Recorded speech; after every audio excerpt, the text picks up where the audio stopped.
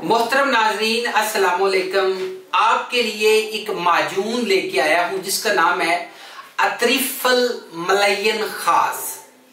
ये जो माजून है ये मैदे के लिए, कब्ज को खत्म करने के लिए, सर दर्द में बहुत मुफीद है, दिमागी कमजोरी को मुस्तकिल खत्म करती है और इसके अलावा सिर्फ रात को सोने से पहले 1 चम्मच पानी या दूध के साथ अगर इस्तेमाल कर ली जाए तो ये ऐसे है जैसे आपको दोबारा जुबान बनाने वाला, आपके मैदे, आपके तमाम अज़ा को ये मुकम्मल तौर पे सेहतयाब कर देता है।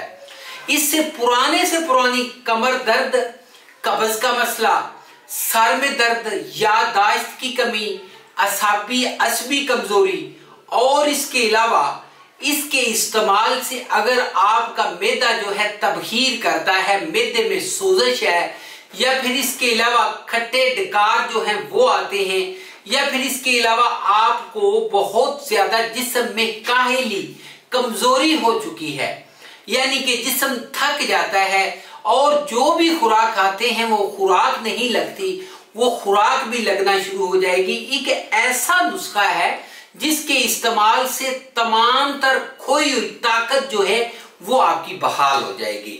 नाजरीन, इस नुस्खे को जब आप इस्तेमाल करेंगे, अगर आपको पुराना कब्ज का मसला है तो वो भी ठीक हो जाएगा। नुस्खे की तरफ बढ़ते हैं।